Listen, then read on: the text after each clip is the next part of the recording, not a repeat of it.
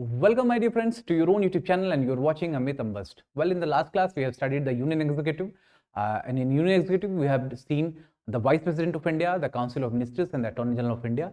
So, the link of that video, I have given it in my description box. So, it's my request to all of you to just go to the link, check the video, and then come back again so that you can get the most out of it.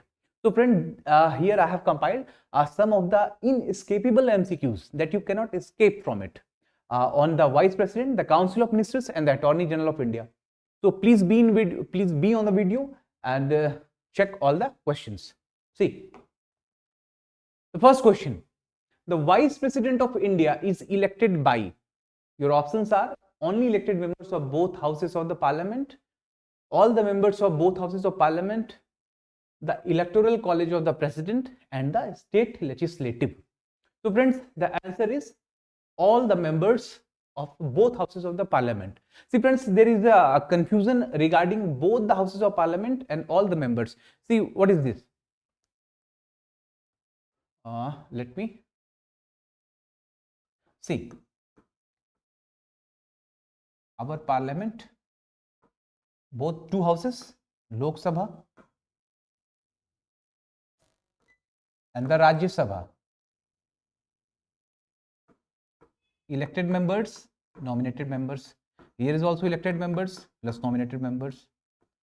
543 elected plus 2 nominated, and here 238 elected plus 12 are nominated.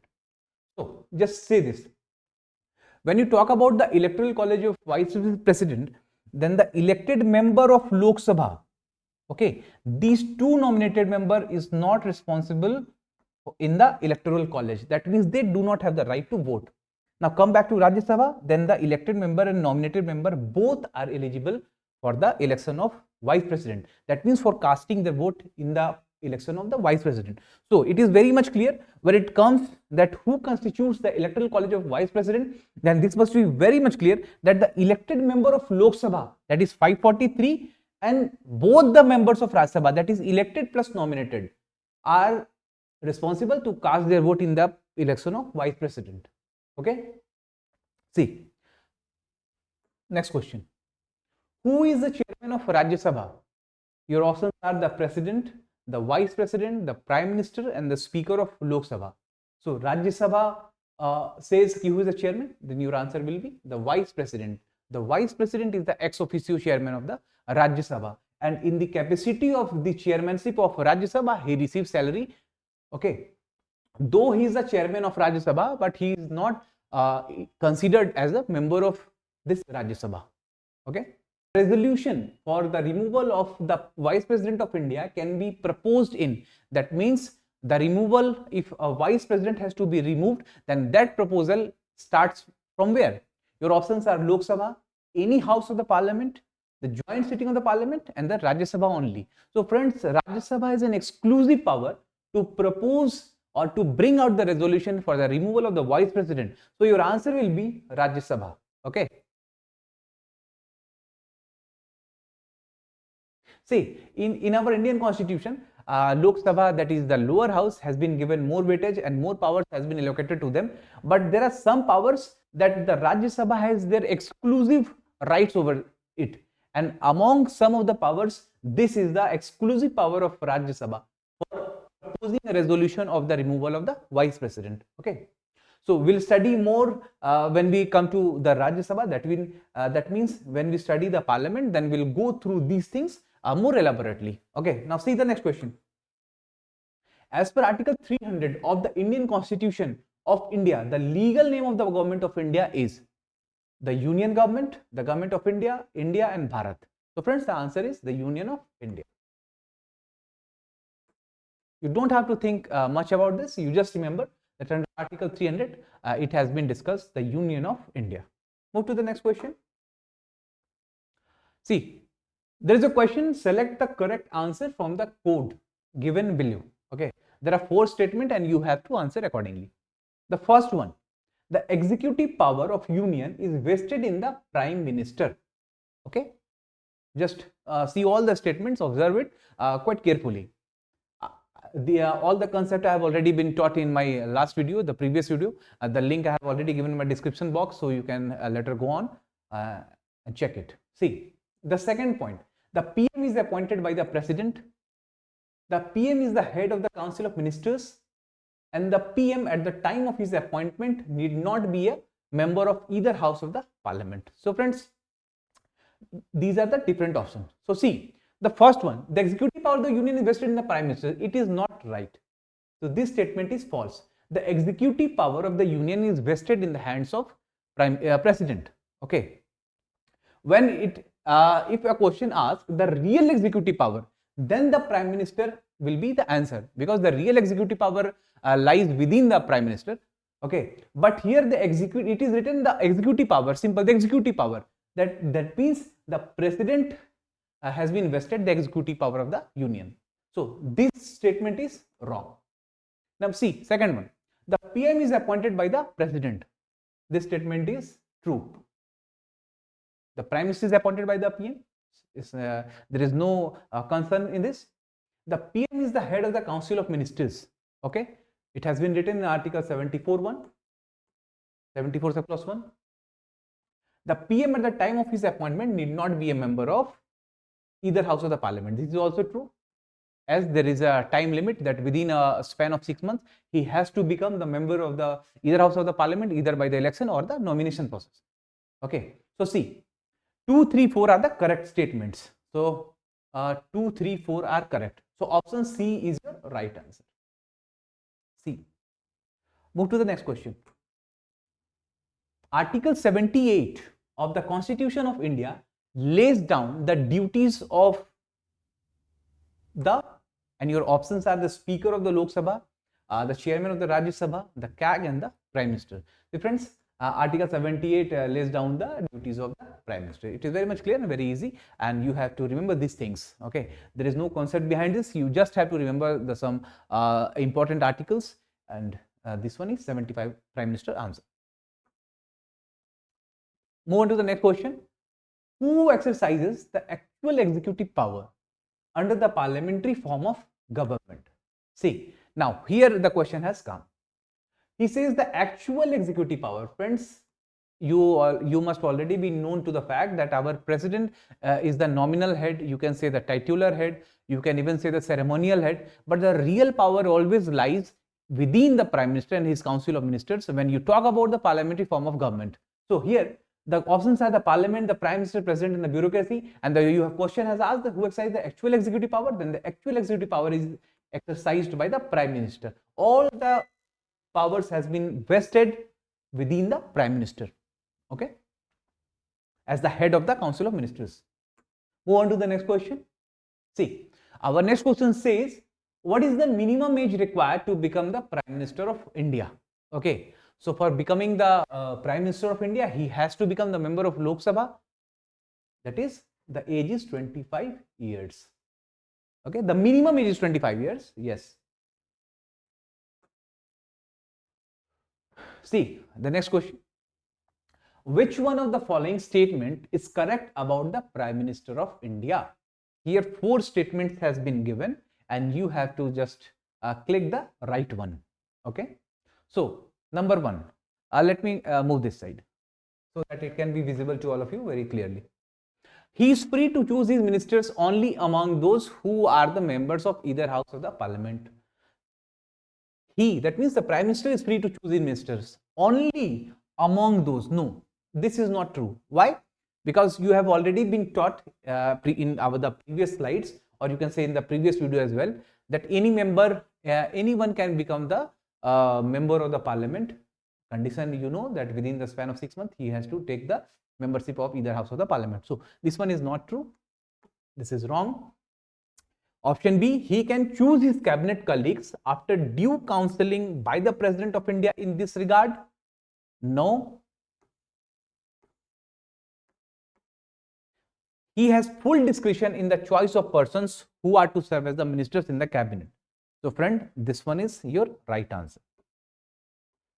So there is no need for moving forward because Option D he has only limited power in the choice of cabinet. No, all the power is vested within the prime minister. So option C is correct, that he has the complete discretion in the choice of the persons who has to serve as a minister in his cabinet. Okay. See the next question. As per the Indian Constitution, the executive is subordinate to the. Your options are judiciary, legislature, the election commission, and the Union Public Service Commission. You might be confused. You may confuse in this question by saying the option 1 judiciary. But friend, judiciary is the independent body. This is different thing. The executive is, when you talk about the subordination of executive, then legislature. Executive is subordinate to the legislature. He is responsible to the legislature. Move on to the next question. Question number 11. See, in which of the following motions the Council of Ministers in India can move? Among these four motion, which can Council of Ministers can move? This is no confidence motion. This motion is moved by the opposition party when he feels that the government is, or the government will be unable to prove its confidence in the House. Censure motion.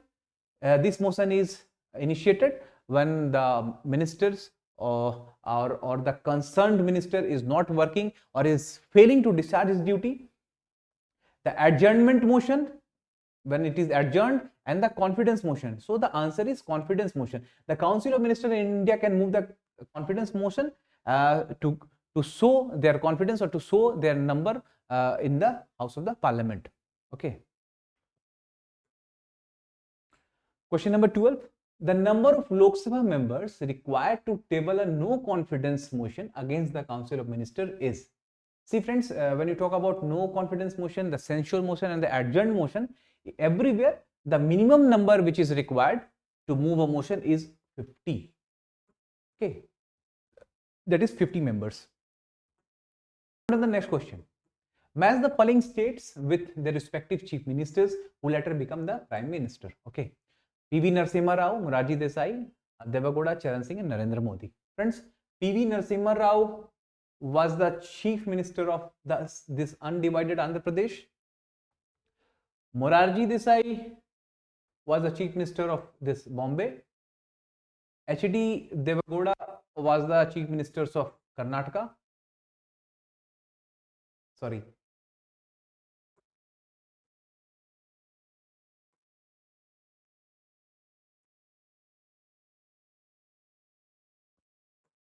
H.D. Devagowda was the chief minister of Karnataka. Charan Singh was the chief minister of undivided Uttar Pradesh, and our president Narendra Modi was the chief minister of Gujarat. So here you can see option C is the correct answer. So friend, these were the chief minister of different states of our India who later become prime minister. So this is also very much important.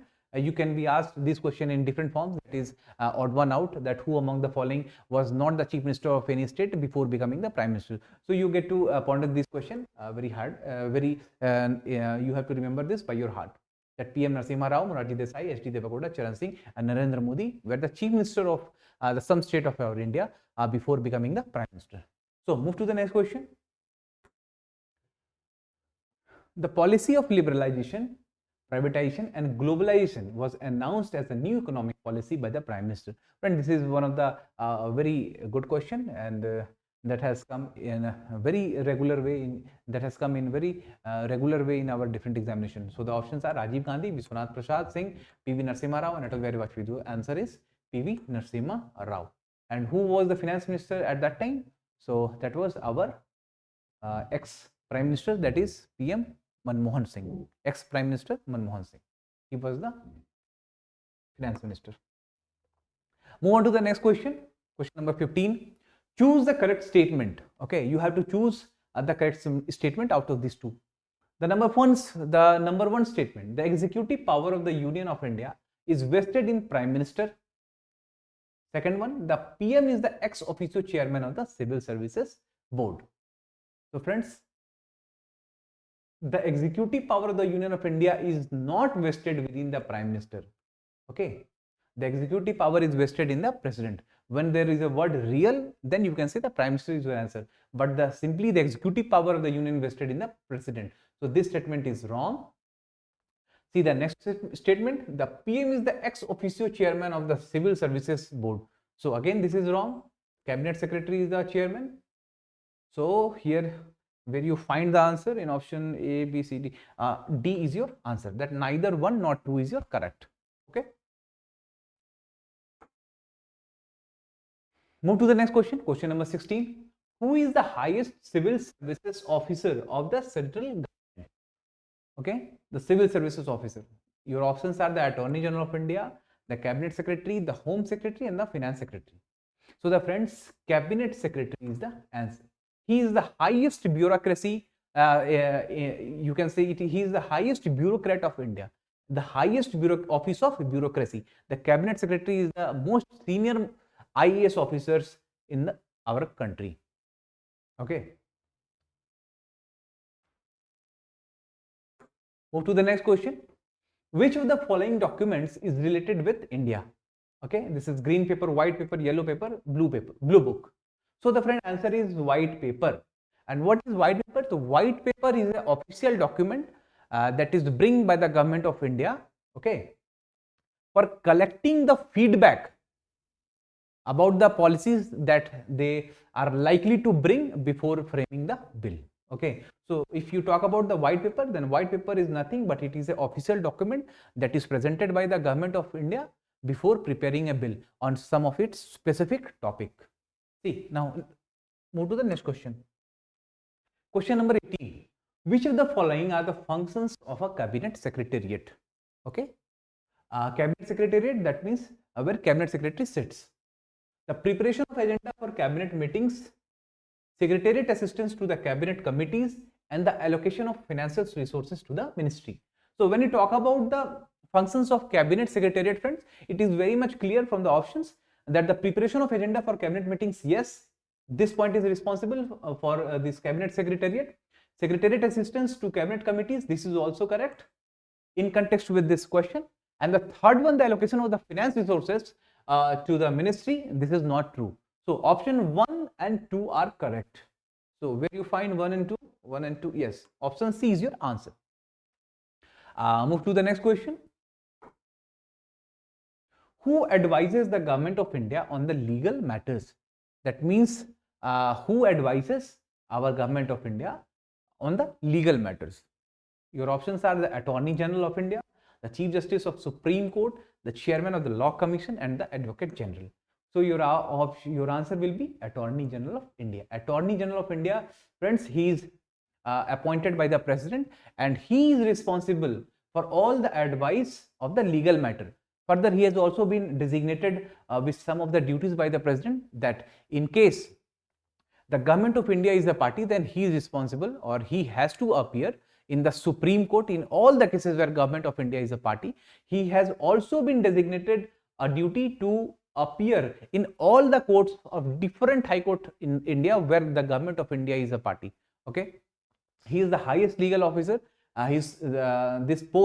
This constitutional post is mentioned in Article 76 of our Indian Constitution. This is everything about every detail about this Attorney General I have given in my last video, so you can check it. I have also given it in my description box. Okay. See, now move on to the next question. Who is known to be a there is one more thing which I just want to discuss. This Advocate General, friend. Advocate General is similar to this Attorney General of India. The only difference is that the Advocate General is for a certain state, that means Advocate General of Jharkhand, Advocate General of Bihar, Advocate General of some other state, and this Attorney General of India. Actually, we are having a session mostly for our Jharkhand student. So let me tell you, the Advocate General of India is, Advocate General of Jharkhand is Sri Rajiv Ranjan. Okay. And this Advocate General of India is also a constitutional post, that is, there is a mention of this Advocate General in our Constitution under Article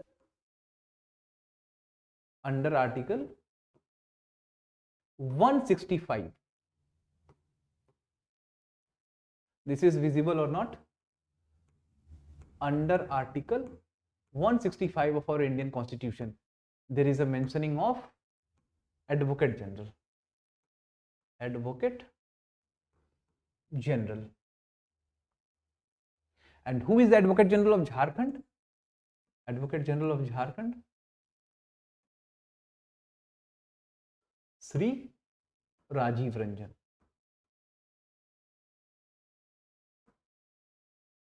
Sri Rajiv Ranjan. Okay. Who is known to be a legal advisor of India? Your options are the President of India, the Attorney General, the Chief Election Commissioner, and the Chief Justice of India. So your answer is very much clear. That is Attorney General.